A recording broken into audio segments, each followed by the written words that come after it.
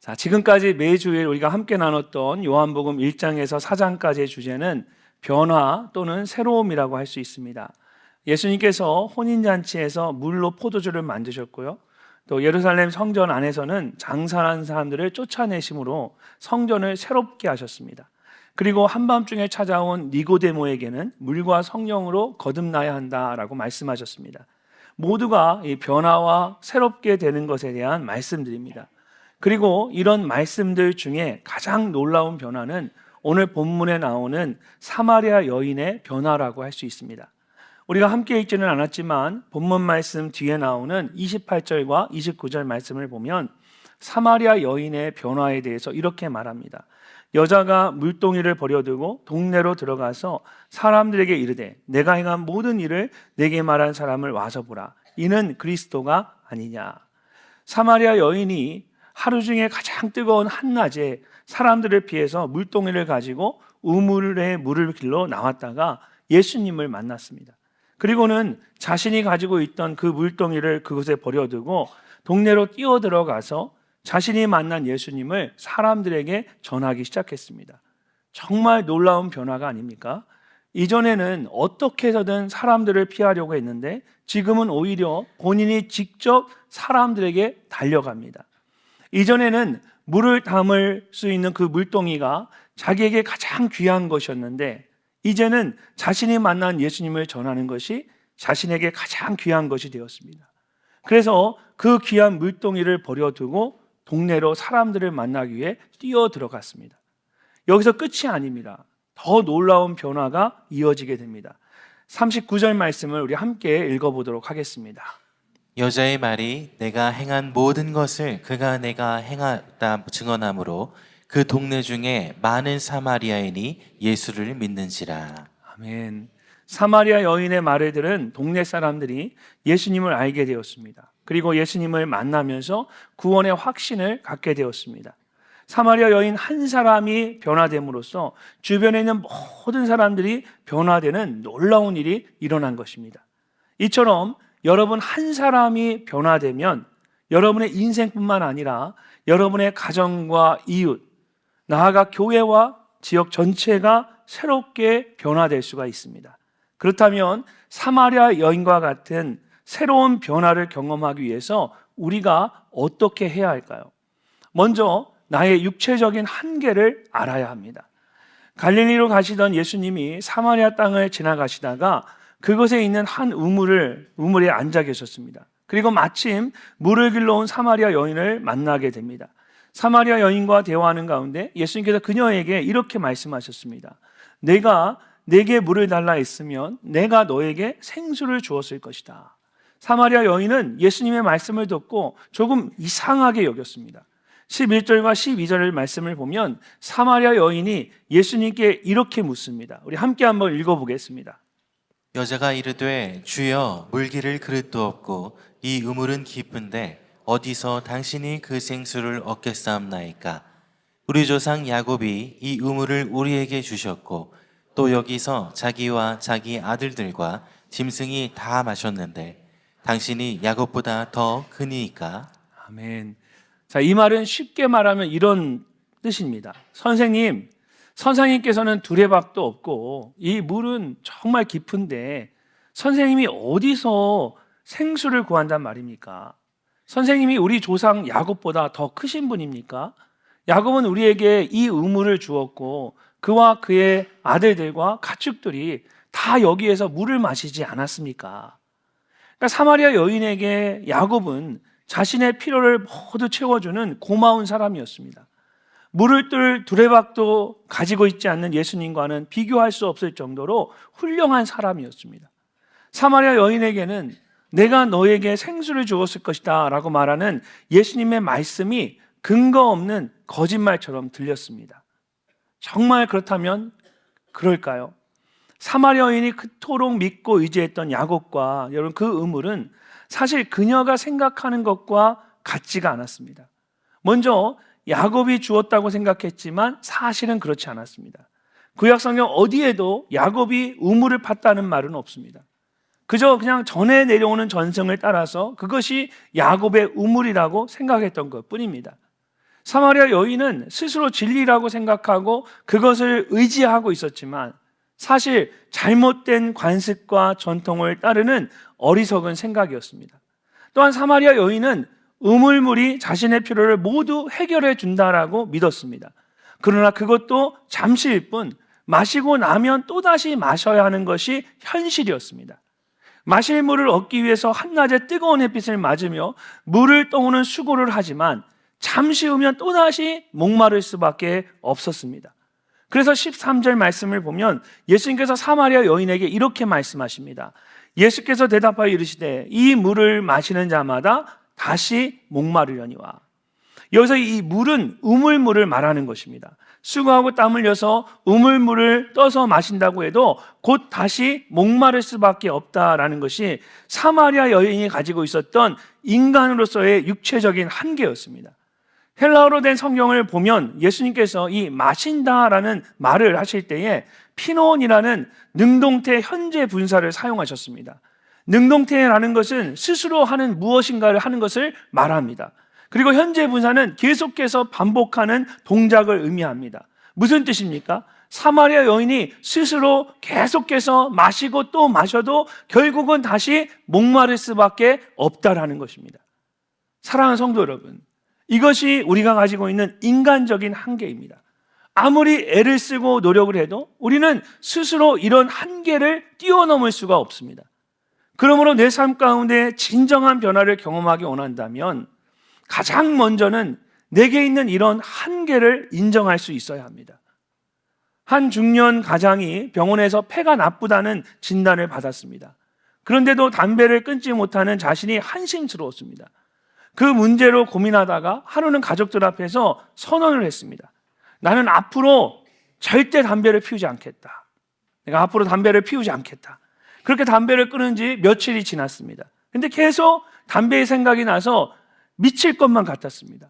결국은 참지 못하고 딱 한 대만 하고 이제 구석에 숨어서 담배를 피우다가 그만 아내에게 딱 걸리고 말았습니다. 아내가 한심하다는 듯이 야, 남자가 자기 입으로 약속을 했으면서 그것도 며칠을 못 지키냐, 이렇게 핀잔을 주었어요. 그러자 당황한 남편이 담배를 옆으로 몰고는 이렇게 말합니다. 내가 앞으로 담배를 안 피운다 했지 언제 옆으로 안 피운다고 말했어? 여러분 다 공감하시죠? 예. 사람의 의지나 노력이 대단한 것 같지만 사실 그렇지 않습니다. 여기 다이어트 하시는 분들 계시죠? 예. 갑자기 고개를 숙이고 웃으시는 분들 계시는데, 예. 뭐 남 얘기할 제 얘기입니다, 제 얘기. 아, 저도 다이어트를 하려고 하는데 왜 이렇게 먹을 게 많은지 세상에. 예. 저녁에 운동하려고 나가면은 곳곳에 다 요즘은 붕어빵이 막 있어가지고, 예. 운동하러 나갔는데 보이는 건 다 붕어빵이고 먹을 것이고 얼마나 힘듭니까? 예. 몸에 좋지 않다는 거, 하지 말아야 한다는 걸 알면서도 단번에 끊지 못하고 해결하지 못하는 것이 사실 우리의 정말 인간적인 연약함입니다. 하나님께서 도와주시고 성령님께서 역사하지 않으면 우리가 스스로 할 수 있는 것이 여러분 그렇게 많지 않습니다. 그러므로 정말 지혜로운 사람은 자신의 연약함을 인정하는 사람입니다. 그럴 때에 하나님께서 그 연약함을 통해서 놀라운 은혜를 경험하게 하십니다. 로마에 가면 초기 그리스도인들이 사용한 카타콤베라는 지하 무덤이 있습니다. 그리고 그 무덤 앞에는 한 소녀의 동상이 세워져 있는데 그 동상에 대해 그 이야기가 아주 감동적입니다. 로마의 대대적인 핍박이 있었을 때 그리스도인들은 지하 무덤을 예배 처소와 삶의 터전으로 삼고 살았습니다. 그런데 거미줄처럼 뻗어있는 이 지하 무덤은 쫓고 쫓기는 살벌한 사륙의 현장이기도 합니다.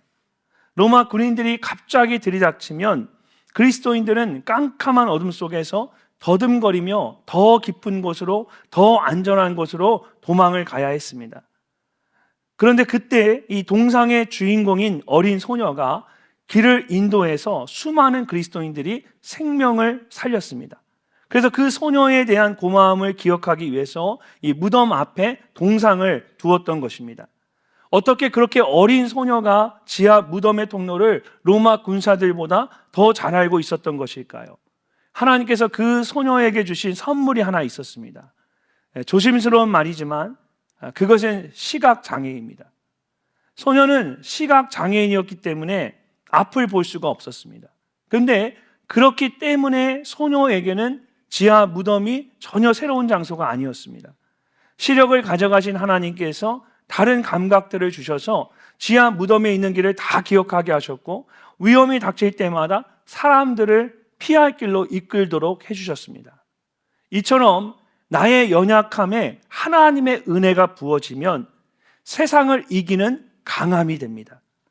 그렇기 때문에 나의 연약함을 인정하는 것을 두려워해서는 안 됩니다. 오히려 나의 연약함을 인정하고 하나님의 은혜를 구할 수 있어야 합니다. 그럴 때에 나의 삶 가운데 놀라운 변화가 일어나기 시작하는 것입니다. 사도 바울은 누구보다도 이런 영적인 비밀을 잘 알고 있었습니다. 그래서 자신에게 있는 모든 세상적인 자랑들을 다 배설물과 같이 여기고 오히려 자신의 연약함들을 자랑했습니다. 고린도후서 12장 9절 말씀을 우리 함께 읽어보겠습니다. 그러므로 도리어 크게 기뻐함으로 나의 여러 약한 것들에 대하여 자랑하리니 이는 그리스도의 능력이 내게 머물게 하려 함이라. 아멘. 바울이 뭐라고 말합니까? 나의 연약한 것들을 자랑하리니 그랬을 때에 그리스도의 능력이 내게 머물게 됩니다. 사랑하는 성도 여러분, 예수님께서 다시 목마를 거라고 말씀하신 것처럼 우리에게는 아무리 애를 써도 우리가 스스로 어떻게 할 수 없는 그런 연약함이 있습니다. 하나님 앞에서 그것을 인정하는 것이 변화의 첫 시작입니다. 이번 한 주간도 여러분 모두가 나의 연약함을 인정함으로써 나의 약함을 강함으로 바꾸어 주시는 하나님의 은혜를 경험하실 수 있기를 주님의 이름으로 축복합니다. 두 번째로 내 안에 있는 영적인 필요를 알아야 합니다. 예수님께서 사마리아 여인에게 이 우물물을 마셔도 다시 목마를 것이다 라고 말씀하셨습니다. 우리에게 있는 인간적인 한계를 말씀하신 것입니다. 그리고는 내가 주는 물을 마시는 자는 영원히 목마르지 않을 것이다 라고 말씀하셨습니다. 그런데 사마리아 여인은 예수님의 말씀이 무슨 뜻인지 잘 이해하지 못했습니다. 그저 다시 물을 길러 나오지 않아도 된다는 생각에 그 물을 달라고 합니다. 그러자 예수님께서 갑자기 대화의 주제를 바꾸시면서 내 남편을 불러오라고 말씀하십니다. 여러분, 왜 갑자기 이런 말씀을 하시는 것일까요? 언뜻 보기에는 예수님께서 전혀 다른 말씀을 하시는 것 같지만 사실은 그렇지 않습니다. 예수님께서는 사마리아 여인이 가지고 있는 진짜 문제가 남편이 아니라 내면 깊은 곳에 있는 영적인 문제라는 것을 아셨기 때문에 남편에 대한 말씀을 하신 것입니다. 왜 그럴까요? 이어지는 말씀을 보면 왜 이것이 정말 중요한 것인지를 알 수가 있습니다. 17절과 18절 말씀을 우리 함께 한번 읽어보도록 하겠습니다. 여자가 대답하여 이르되 나는 남편이 없나이다. 예수께서 이르시되 내가 남편이 없다 하는 말이 옳도다. 너에게 남편 5이 있었고 지금 있는 자도 내 남편이 아니니 내 말이 참되도다. 아멘. 내 남편을 불러오라는 예수님의 말씀에 사마리아 여인은 나는 남편이 없습니다 라고 대답했습니다. 사실 이 여인에게는 5명의 남편이 있었습니다. 그리고 지금도 또 다른 남자와 함께 살고 있습니다. 사마리아 여인은 새로운 남자와 결혼할 때마다 마음속으로 다짐을 했을 겁니다. 내가 이번에는 반드시 잘 살아야지, 다른 생각하지 말고 이 남자와 함께 평생을 살아야지 라고 생각했을 것입니다. 근데 막상 살아보니까 자신이 생각했던 그런 남편이 아니었습니다. 그렇게 6명의 남자를 만났지만 여전히 만족함을 느끼지 못하고 있었습니다. 그래서 6명의 남자가 있었음에도 불구하고 나는 남편이 없다라고 말하는 것입니다. 아마 10명의 남자를 만나도 사마리아 여인의 대답은 똑같았을 것입니다. 왜 이렇게까지 만족하지 못하는 것일까요? 사마리아 여인이 가지고 있었던 필요가 단순히 겉으로 드러나는 것이 전부가 아니었기 때문입니다. 정말 중요한 문제는 내면 깊은 곳에 있는 영적인 필요였습니다. 그러니까 그것이 채워지지 않으니까 계속해서 남편이나 삶에 만족하지 못하는 겁니다. 예수님께서는 사마리아 여인이 가지고 있었던 그런 내면의 깊은 문제를 아셨던 것입니다. 미국에 있는 신학교에서 공부를 할 때에 제가 정말 귀하게 생각했던 후배 전도사님 부부가 있었습니다. 착하고 성실하고 은사도 많고 정말 부족한 것이 없는 아주 귀한 사역자들이었습니다. 좋은 목회자가 되기 위해서 유학을 와서 공부를 하고 있었는데 형편이 어려워서 사모님이 밖에서 일을 하고 계셨습니다. 미국에서 살았던 경험이 있는 분들은 아시겠지만 미국은 다른 것보다 인건비가 비쌉니다. 그래서 시급으로 일을 해도 하루 종일 일을 하고 일주일 내내 일을 하면 한국에서 버는 것보다 훨씬 더 많은 돈을 벌 수가 있습니다. 사모님이 그렇게 일을 하면서 두 분의 생활에 여유가 생겼습니다. 그러니까 얼마 지나서 이 전도사님도 조금씩 아르바이트를 하기 시작하는 겁니다. 두 사람이 결혼을 했는데 또 아이가 생기지 않았어요. 그러니까 공부하는 시간 외에 남는 시간을 이 전도사님도 같이 나가서 일을 하기 시작했어요. 그렇게 두 사람이 둘이 같이 일을 하면서 경제적으로 굉장히 여유로워지기 시작했습니다. 당시 신학생과 유학생들과 어울리지 않을 정도로 풍성하게 된 거예요. 수업 시간에 제가 전도사님을 만났는데 노트북이 아주 좋은 곳으로 바뀌는 거예요. 그 집에 한 번은 갔는데 그 집에 가구가 다 새 건 겁니다. 여러분, 이게 미국에 이렇게 유학을 가면 특히 신학생들은 새 가구를 사용한다는 건 상상도 못할 일입니다. 저희 집에 살 때 저희 집에 티테이블이 쬐끄만 게 이렇게 나무 티테이블이 있었는데요. 하루는 침신대 교수로 계신 분이 저희 학교 졸업하신 교수님이 신학교에 미국에 방문을 하셨어요. 그래서 식사하고 교제하며 저희 집에서 이제 차를 마시게 됐어요. 그분이 와서 앉아서 차를 마시면서 한참 이렇게 쳐다보다가 이거 어디서 많이 본 테이블인데 그러시는 거예요. 근데 이게 끝이 아닙니다. 어디서 많이 들은 테이블인데 하고 계속 이분이 이상하다 그러시는 거예요. 근데 나중에 알고 보니까 한참 보다 맞아, 이거 내가 쓰던 테이블인데 이게 왜 여기 있지? 이게 식탁인데? 그러니까 그분이 쓰는 식탁이었어요. 근데 이게 그 다음 다른 사람이 건너오면서 누군가가 그 식탁의 다리를 자른 거예요. 그리고 티테이블로 만든 거예요. 저희는 다 그렇게 살았습니다. 다 물려받아서 쓰던 거 썼어요. 근데 그 전사님 집에 갔더니 전부 다 새 건 거예요. 두 분이 모두 이렇게 어려서부터 어려운 가정에 자라서 어렵게 살았어요. 그러다 보니까 이 돈을 벌기 시작하니까 그것에 완전히 빠져버린 겁니다. 어느 날 보니까 두 사람이 가게를 하나를 책임지는 매니저가 되었어요.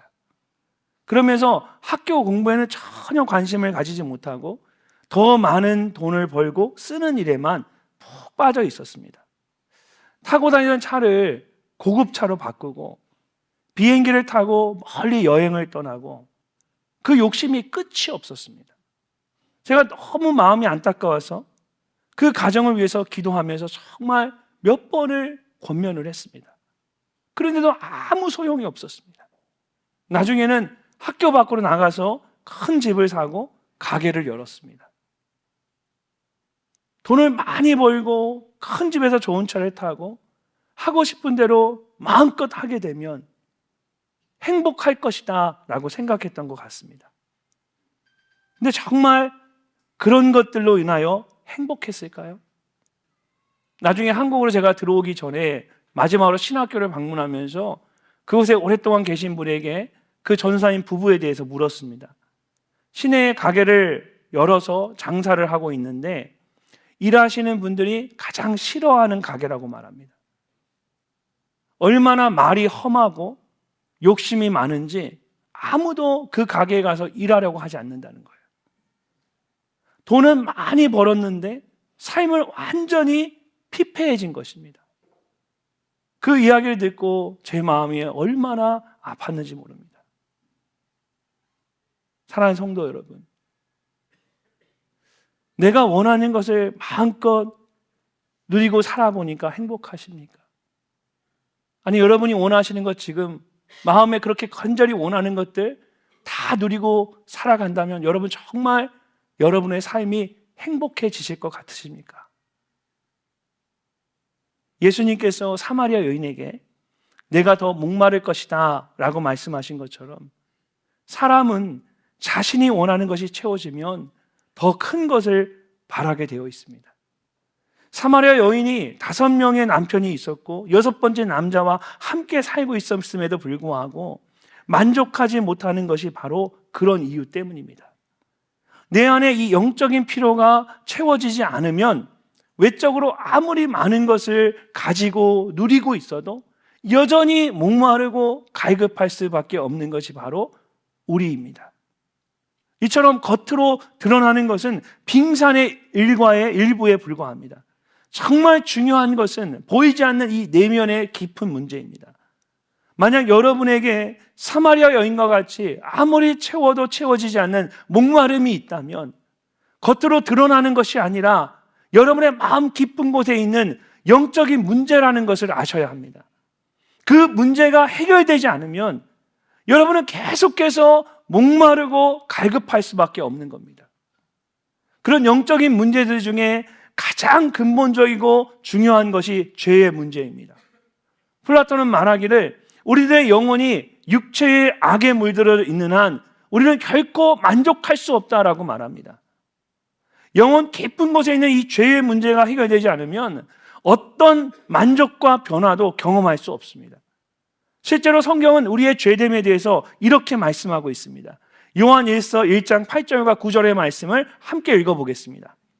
만일 우리가 죄가 없다고 말하면 스스로 속이고 또 진리가 우리 속에 있지 아니할 것이요 만일 우리가 우리 죄를 자백하면 그는 미쁘시고 의로우사 우리 죄를 사하시며 우리를 모든 불의에서 깨끗하게 하실 것이요. 아멘.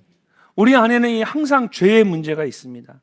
그 문제가 제때 해결되지 않으면 영적으로 하나님과 나와의 관계를 가로막고 하나님과의 관계가 깊어지지 못하도록 합니다. 그렇기 때문에 바울이 말하는 것처럼 우리는 항상 나의 죄됨을 인정하고 하나님의 도우심을 구해야만 합니다. 그럴 때에 하나님께서 나의 죄됨을 용서하시고 나를 깨끗하게 하십니다. 더 나아가서 사도행전 3장을 보면 사도 베드로가 이렇게 말합니다. 그러므로 너희가 회개하고 돌이켜 너희 죄 없이 함을 받으라.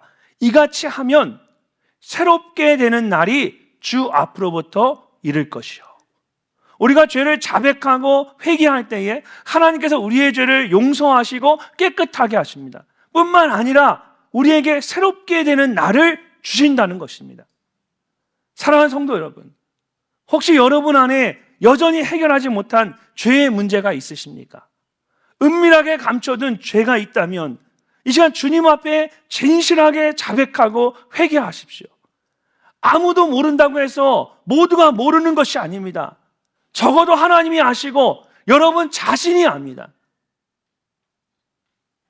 여러분 안에 있는 이 영적인 문제가 해결되지 않으면 아무리 많은 것을 가지고 있어도 결국은 만족할 수 없습니다. 6사람의 남자로도 만족하지 못했던 사마리아 여인처럼 계속해서 목마름 가운데 살아가게 될 뿐입니다. 예수님께서 사마리아 여인에게 내 남편이 어디 있느냐, 내 남편을 불러오라 물으신 것은 그녀로 하여금 바로 그런 영적인 필요를 깨닫게 하기 위해서였습니다. 내 안에 있는 이 영적인 필요를 깨달음으로 새롭게 되는 은혜를 경험하는 여러분이 되시기를 주님의 이름으로 축복합니다. 마지막으로 다시 목마를 것이라는, 우리가 오늘 이 말씀을 통해서 다시 목마를 것이다 라는 육체적인 한계를 알았습니다. 또한 겉으로 보여지는 것이 문제가 아니라 내 안에 있는 영적인 문제가 정말 문제라는 것을 알았습니다. 그렇다면 이제 어떻게 해야 할까요? 자, 마지막으로 가장 중요한 것이 하나 남았습니다. 나의 육체적인 한계와 영적인 필요를 해결해 줄 수 있는 유일한 분, 예수 그리스도를 직접 만나는 것입니다. 사마리아 여인은 예수님과의 대화 가운데 자신에게 있는 그 육체적인 한계를 알았고 영적인 필요를 깨달을 수 있었습니다. 근데 근본적으로 이 여인이 변화될 수 있었던 것은 그것을 알았기 때문이 아니라 예수님을 만났기 때문입니다. 그 여인이 예수님을 만났기 때문에 자신에게 있는 그 육체적인 한계와 영적인 필요를 깨달을 수 있었던 겁니다. 그러므로 진정한 변화의 핵심은 예수님을 만나는 것입니다. 사마리아 여인은 예수님과의 만남을 통하여서 진정한 변화를 경험했습니다. 그래서 자신이 가지고 있는 물동이를 버려두고 동네로 뛰어가서 사람들을 만날 수 있었습니다. 29절 말씀을 보십시오. 내가 행한 모든 일을 내게 말한 사람을 와서 보라. 이는 그리스도가 아니냐. 와서 보라. 사마리아 여인이 동네 사람들에게 한 말입니다. 백문이 불여일견이라는 말처럼 100번 듣는 것보다 한 번 보는 것이 낫다라는 것입니다. 이처럼 변화의 핵심은 예수님을 직접 만나는 것입니다. 사마리아 여인이 예수님을 만나고 변화되었던 것처럼 우리 모두가 예수님을 만나야만 합니다. 42절 말씀을 보면 사마리아 여인의 말대로 예수님을 직접 만난 사람들에게 놀라운 변화가 일어났습니다. 그 여자에게 말하되 이제 우리가 믿는 것은 내 말로 인함이 아니니 이는 우리가 친히 듣고 그가 참으로 세상의 구주이신 줄을 알미라. 사마리아 여인의 말을 들은 사람들이 직접 예수님을 만났습니다. 이전까지는 사마리아 여인의 말을 들어서 예수님을 알았는데 이제는 예수님의 말씀을 통하여 직접 예수님을 알게 된 것입니다. 그러면서 그들이 모두 예수님이 정말 진정한 세상의 구원자이심을 믿게 되었습니다. 이처럼 직접 예수님을 만난 사람은 예수님에 대한 분명한 믿음을 갖게 됩니다. 그렇기 때문에 우리가 누군가의 말을 듣고 예수님에 대해 아는 것도 귀한 것이지만 정말 중요한 것은 예수님을 직접 내가 대면하여 만나는 것입니다. 그래야만 예수님에 대한 분명한 믿음과 확신을 가질 수가 있습니다. 내 아내가 믿음 생활 열심히 하는 게 내게 아무런 의미가 없습니다.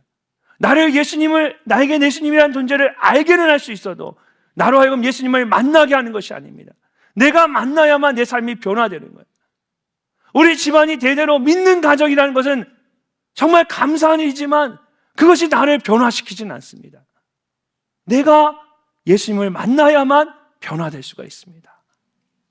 나의 부모님이 교회의 권사님이고 장로님이고 정말 감사한 일이지만 믿음의 가정에 나하고 자란 것이 정말 귀한 것이지만 내가 변화되기 위해서는 예수님을 내가 직접 만나야만 합니다.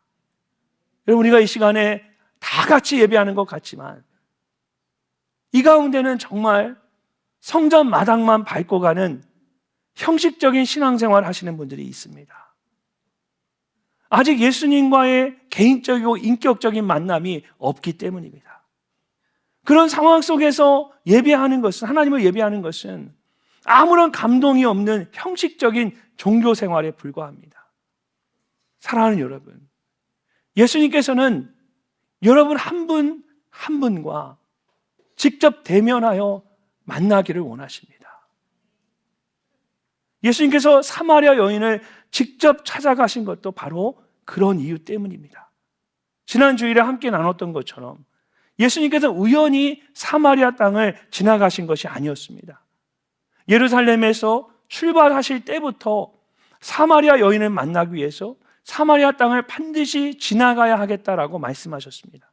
그래서 아무도 오지 않는 한낮에 제자들을 모두 떠나보내고 홀로 우물 곁에 앉아서 사마리아 여인 한 사람을 기다리고 계셨던 겁니다. 요한복음 4장 말씀 전체를 보면 예수님을 만나기 위해서 사마리아 여인이 한 것은 아무것도 없었습니다. 더 나아가 삶의 변화를 위해서 사마리아 여인이 했던 것은 아무것도 없습니다. 그 여인이 한 것은 오로지 예수님을 만난 것뿐입니다. 근데 그것조차도 예수님께서 직접 찾아가 주셨고 만나 주셨습니다. 여러분, 이것이 바로 구원의 은혜입니다. 에베소 2장 8절에서 성경은 구원에 대해서 이렇게 말씀하고 있습니다. 우리 함께 한번 읽어보겠습니다. 너희는 그 은혜에 의하여 믿음으로 말미암아 구원을 받았으니 이것은 너희에게서 난 것이 아니요 하나님의 선물이라. 아멘. 사랑하는 성도 여러분, 구원은 전적인 하나님의 선물입니다. 하나님께서는 여러분 모두에게 이 구원을 선물로 주시기를 원하십니다. 그것이 하나님이신 예수님께서 이 성탄의 자리에 하늘의 보좌를 버리시고 여러분 같은 인간의 몸으로 이 땅에 오신 이유입니다. 하나님 여러분 앞에 구원의 선물을 주셨습니다. 이 선물의 리본을 풀고 그 선물을 맞아들이는 것은 이제 여러분이 하셔야 할 일입니다. 만약 이 가운데 아직 예수님과 인격적인 만남을 경험하지 못한 분이 계시다면 오늘 예수님과 개인적이고 인격적인 그 만남을 가지실 수 있기를 바랍니다. 야곱의 우물물이 아무리 풍성해도 결국은 여러분의 목마름을 해결할 수 없고 세상의 가장 좋은 것으로도 여러분의 마음을 다 채울 수가 없습니다. 여러분의 인간적인 연약함과 영적인 필요를 모두 채워줄 수 있는 분은 오직 예수 그리스도 한 분뿐이십니다. 여러분의 삶이 새로워지기 위해서는 반드시 여러분 한 사람 한 사람이 예수님을 만나야만 합니다. 그리고 그 예수님으로 여러분의 삶이 가득 채워져야 합니다. 그럴 때에 여러분의 삶 가운데 새로운 변화가 일어나게 됩니다. 여러분 한 분 한 분이 예수님을 깊이 만남으로써 놀라운 변화를 경험하며 살아가시기를 주님의 이름으로 간절히 축복합니다.